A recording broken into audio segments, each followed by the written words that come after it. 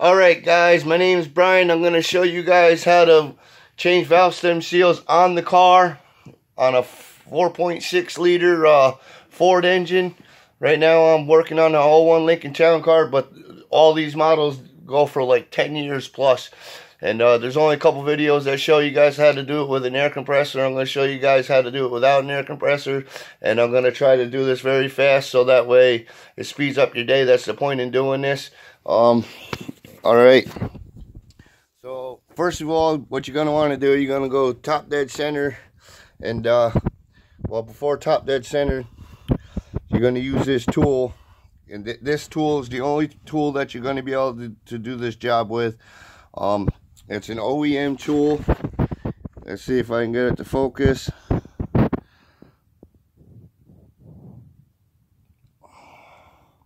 It's a 24434 OEM spring compressor tool. It's the only way that you're going to do it. The one from AutoZone and everything else isn't going to work.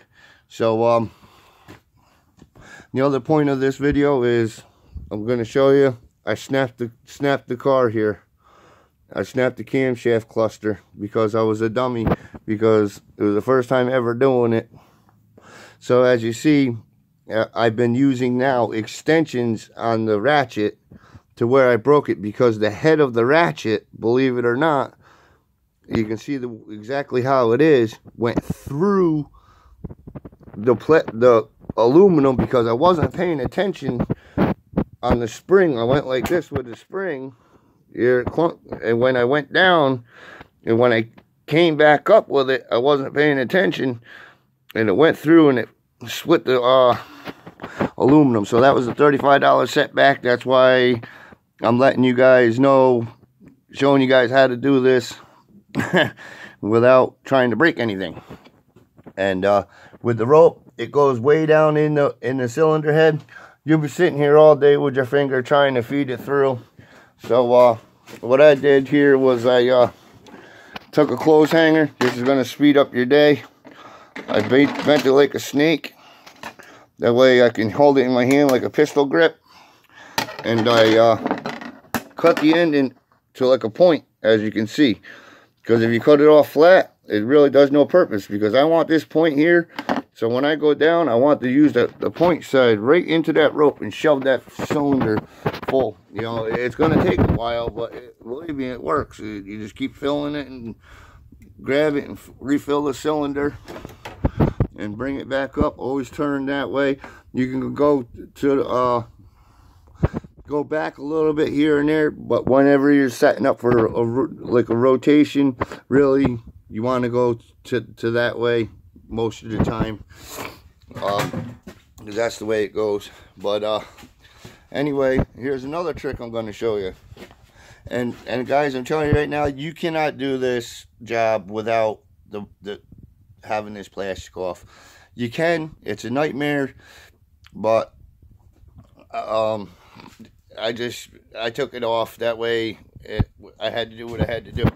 And I'll let you know right now, please put rags in the bottom oil holes here, please, because if anything goes down in there, now you got to take the whole pan apart, and it's just going to ruin your day.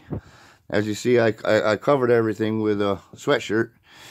Thank God I did, because when this aluminum broke, it probably would have went down in the block, and I would have had a hell of a day.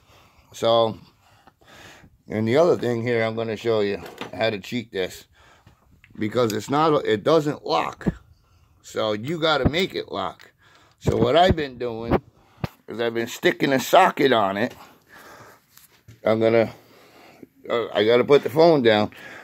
What I'm going to do is I'm going to compress the spring, and I'm going to stick this through the wall of the car and hold it down. I'll give you an example. I'll show you. So you don't want to over tweak it, but now I got this held by the car. So I can do whatever work I want to do now up in the top of this. And the fastest way I'm showing you I got my magnet on a screwdriver to get the keepers out. And then I got another little Phillips head magnet that barely touches it for installation. And also a non-magnetic flathead to set it where you want it, because this thing can take you all day. And I use Vaseline on the keepers. So, well, because I didn't compress it very good. I'll do it again here.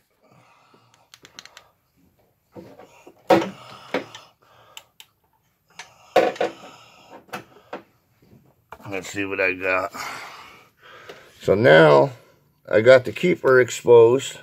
The easiest way is right out of the top of this core. You do everything from the top. This one just got done, the valve stem seal. So what you do is you put that, you take it off, and then you put the new valve stem seal in, you chap the new valve stem seal in, and then after you put the valve stem seal in, you fill the grooves. You can use grease, but I found Crisco is a better substitute because it's thicker. It makes it stick right to the guide, or stick right to the lifter, so them keepers stick right to it.